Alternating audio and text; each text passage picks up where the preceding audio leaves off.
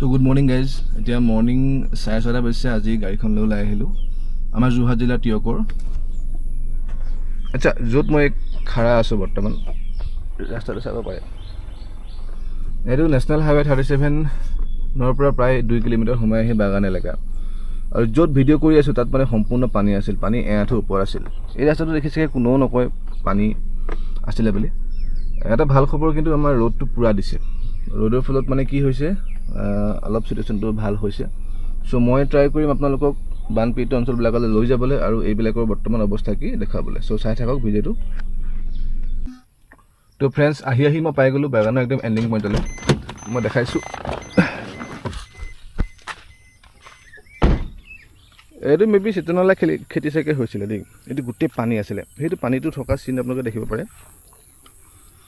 পানী মানে এইবিলাক অঞ্চল, এইটো ৰাস্তা মই চিন দেখাই দিছোঁ, এইবিলাক ৰাস্তা দেখিলে গম পাব মানে এইটো ৰাস্তাৰ ওপৰত 1 আঁঠু ওপৰত মানে পানী হৈছিলে।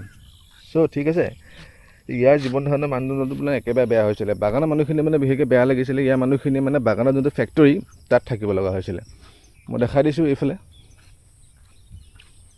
এইবিলাক সম্পূৰ্ণ খেতি কৰিছিলে, এইবিলাক কঠীয়া পাৰিছিলে, গোটেই মৰি আদায় হৈ থাকিলে। এইটো পানীৰ চিন দেখিব পাৰে আপোনালোকে। কিন্তু এটা কথা বন্ধুসকল, এই যোনটো মই আছোঁ জেগাটো, কিন্তু লোকেশ্যনটো কিন্তু বৰ ধুনীয়া আকৌ দেই। ইয়াত মানে মৰ্ণিং আহিবলৈ ভাল, কিন্তু বানপানী সহজে নহয়, কিন্তু যেতিয়া হয় মানে ভয়ংকৰ ৰূপ ধাৰণ কৰে। ইয়াত মানে ট্ৰেফিকিঙো খুব কম, মানুহজনৰ অহা যোৱা কম, স্বাস্থ্যকৰ পৰিৱেশ। চ' আৰু দেখাবলৈ যত্ন কৰিম আপোনালোকক। ভিডিঅ'টো আৰম্ভণিৰ পৰা শেষলৈকে চাই থাকিব।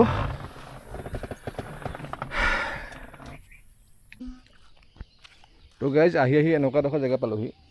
মই এইডোখৰ জেগা মানে চিনি পাওঁ, কিন্তু পাহৰিছিলোঁ ইয়াত আহি ওলামহি বুলি, মানে বেলেগ এটা ফালে আহিলোঁ। বা যি কি নহওক, আমাৰ টিয়কত, যোৰহাট জিলাৰ টিয়কত পানী হোৱা মেইন ৰুট কজটো, মেইন ঘাঁহ শিপাডালে হৈছে এই নদীখন। টিয়ক নদীৰ একদম ৰাজহাঁহ, টিয়ক নদীৰ মাজেৰে বৈ গৈছে টিয়ক নৈখন, আৰু এইখনেই হৈছে সেই নৈখন। এইখন পাহাৰৰ পৰা আহিছে বুলি কয়, মই দেখাগৈ নাই, যোৱাও নাই, শুনিছোঁহে দেই। ত' এই নৈখন দেখিবলৈ যিমান শান্ত লাগিছে এতিয়া, কিন্তু ইয়াতকৈ 10 ফুট ওপৰত পানী এবাৰ গৈছিলে মানে লেভেলটো, পানী লেভেলটো 10-12 ফুট ওপৰত উঠি গৈছিলে। ভাবি চাওকচোন এবাৰ।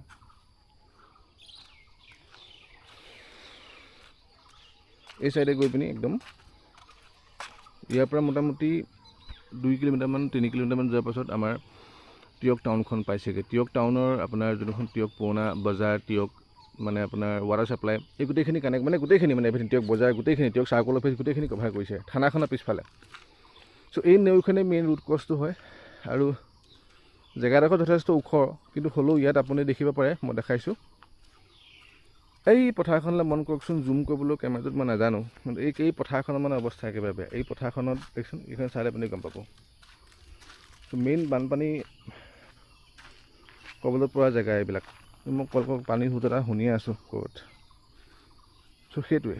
কিন্তু এটা কথা ক'ম বন্ধুসকল, আমাৰ টিয়কৰ জেগাবিলাক বৰ মোহনীয়, বহুত ধুনীয়া, আৰু ইয়াৰ মানুহবিলাকো বহুত এডভান্স, মানে ত'তে ইমান লেতেৰা জেতেৰা নকৰে। ধুনীয়া জেগা। ধুনীয়া হ'লে কি হ'ল, কিন্তু প্ৰকৃতিৰ ওচৰত আমি সকলো সেৱা, নহয় জানো? চ' এই কথাটো কৈ থাকোঁতে মনত পৰিলে এটা কথা, নদী মোৰ প্ৰথম ভাল পোৱা গানটোলৈ মনত পৰিলে। নদী কেতিয়া প্ৰথম ভাল পোৱা হ'ব নোৱাৰে, কাৰণ এইখন নদীতেই হয়তো বহুতো সপোন উটি গৈছে। গৰু ছাগলীটো হিচাপেই নাই, বহুত মানুহো মৃত্যুৰ মুখত পৰিছে। তেনেকুৱা কথা।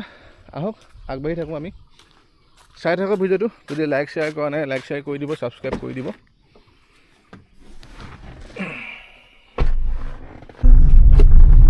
বন্ধুসকল, মই মোৰ জাৰ্ণিটো কণ্টিনিউ কৰি আছোঁ। তাৰ লগে লগে দেখিছোঁ কৃষক ৰাইজৰ দুখ হুমুনিয়া। এই যে দেখিছে পথাৰবোৰ, এইবিলাকত দুবাৰ ট্ৰেক্টৰে হাল বাই, কিছু পথাৰত 3বাৰ পৰ্যন্ত হাল বাই ৰোৱা হৈছিলে, কঠীয়া ৰোৱা হৈছিলে। কিন্তু দেখিলে আপুনি নক'ব যে এইখিনি কঠীয়া বুলি, কিবা বন ঘাঁহ বুলিহে ক'ব। নে এনেকুৱা এটা পৰিস্থিতি হৈ গৈছিলে। আকৌ ৰুব লাগিব। এইফালে দাদা এজনে মাছ মাৰি থকা দেখিবলৈ পাইছোঁ। অকণমান কভাৰ কৰিবলৈ যত্ন কৰোঁ। পাইছে নাই? অঁ, পানী ডাঙৰ আছিলে ন এইবাৰ? অঁ, পানী ওলাই গ'ল। অঁ অঁ অঁ অঁ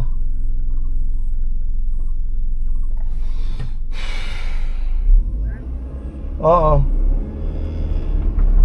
কথাবোৰ এনেকুৱা ধৰণৰ হ'ল। এতিয়া মানে ধৰক উপায় নাই ৰাইজৰ। এতিয়া এনেকুৱা পৰিস্থিতি হৈছে মানে কঠীয়া পাৰিবলৈও কাৰোবাৰ ওচৰত ধান নাই।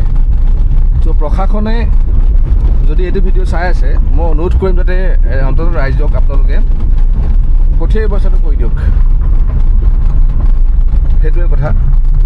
কিন্তু লোকেশ্যনটো বেয়া নহয়, কিন্তু ধৰক বানপানীয়ে বেয়া কৰি পেলালে চবফালে, বেয়া লাগে দেখিলেই।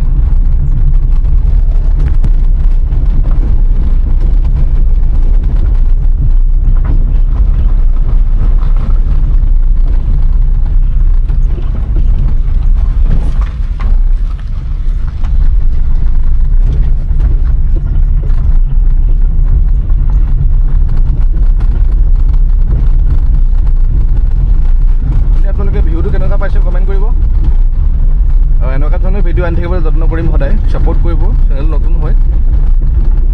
বহুত দেখাব লগা জেগা আছে, বহুত এক্সপ্ল'ৰ কৰিব লগা আছে, প্লেন কৰি থৈছোঁ। আপোনালোকৰ ছাপোৰ্টৰ অবিহনে সেয়া সম্ভৱ নহয়। চবচোন মানুহ গৈছিলে, চব ঘৰটো একদম পানীত ডুবি গৈছিলে, চিনেই আছে বেৰৰ 4 ফুটলৈকে পানী গৈছিলে।